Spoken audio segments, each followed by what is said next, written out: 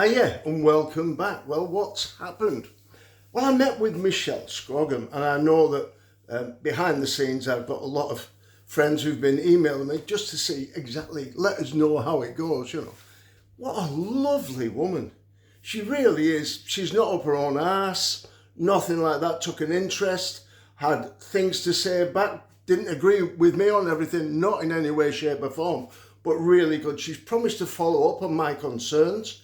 The real reason I originally wanted to speak with Michelle was over the proposed road. As you know, it's a dream that I've got. But other things like the car park that the council have taken away from me without even getting back to me and cheating me out of the £150,000 grant that I was promised, took sort of a bit more time than the other. Anyway, she laughed at all my jokes, and I'm glad to say she's not brown-nosing down in London like Simon Fell.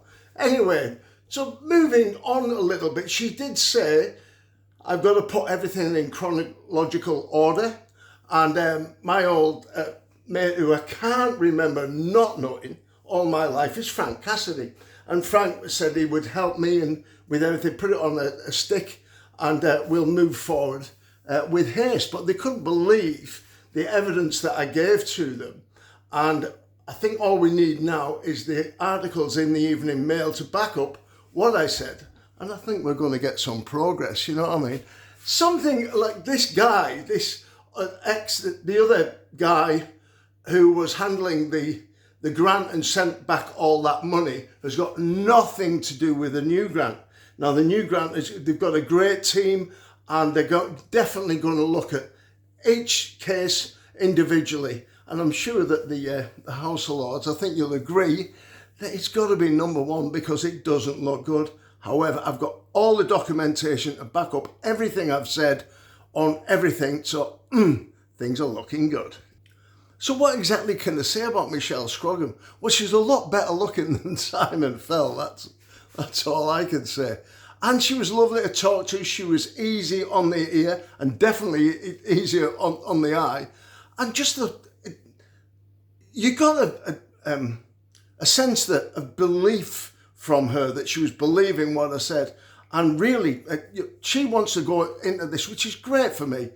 I think she's moved a few things around, and at the end she said, look, we've got somebody else coming at 4:15. I was in at 3 o'clock. And I knew the guy on the way. I'm not going to say it who he is.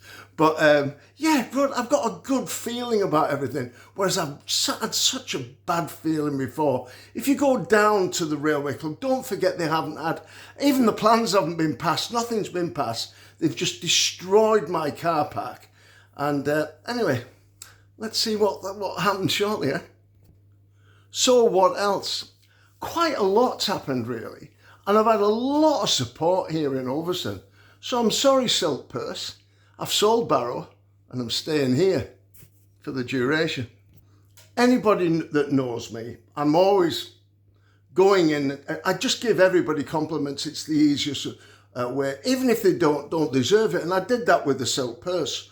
And, you know, I've done it with a lot of people. 3 girls tonight, I was in the King's having a drink. And I said, oh, is this a Catwalk Models Convention? Oh, Rog, you're such a man. And that's the way I am. But to get shot in the back by the Silk Purse, I'm sorry, I'm not going to go down lightly. Anyway, forget about that. Oh, by the way, do you know where the word ranger comes from? Which what they call ginger people in Australia. Orangutan. Unless they're albinos, they're all ginger. So that's why they call them rangers. I think one of the most beautiful women in the world at the moment, if you go online, she's called the Pink Canoe, and she's ginger. She's absolutely drop dead gorgeous. Go onto her channel, she's very interesting, and a bit close to the mark, you might say. Don't think like I'm like this all the time, because I'm not. Things have got to me over the last couple of days, and I was drinking a little bit too much. And but things today, it really, I got some enthusiasm from today, so I'm onward and upward. I'm going to put everything together, and hopefully we'll see some results. And nobody wants to see the House of Lords like that. Let's hope we get some funding and I can get it looking good, and looking good quick. Look, Barrow's really moving on now. You can see it, the infrastructure, things are going in there. they're getting built. This road to Walney, hey, watch this space.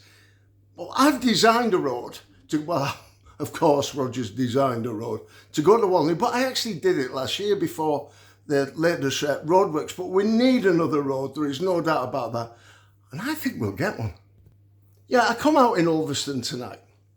And so I went to the off-licence, what's it called? Tesco. And I got myself a bottle of wine, it's over there at the moment. And then I look around and I think to myself, everything that I did for the silk purse, and she doesn't want me to go in their pubs, making my life as really bad as she can. And I did all that for her. I'm sorry, I'm not keeping quiet about anything from now on. If somebody's upset me, because I don't go out intentionally and upset other people, I'm going to have my say. I mean, I've got a good following. I don't want a massive following, not by a long way. I come on here for basically to tell you about my plight and my fight with Barrow Council, and it's starting to work at long last. Anyway, I'm going to live you and leave you, because if I don't go, obviously I can't come back. And what the pleasure's all mine actually comes from Peter Molyneux. He used to say that, oh, the pleasure's up. So I stole that one from him. Let me tell you, when we had Craven Construction, we used to go into a house and Peter would go, oh, nice houses these, aren't they? I've got that carpet in my house at home. Every house he went to, it's a great crack. He's got Plastic Centre now next to the Ambrose on Duke Street. He's just retired, but he can't stay away from the place. Who can? Right, so I've got to go, because if I don't go, I can't come back. And as Peter would say, the pleasure's all mine.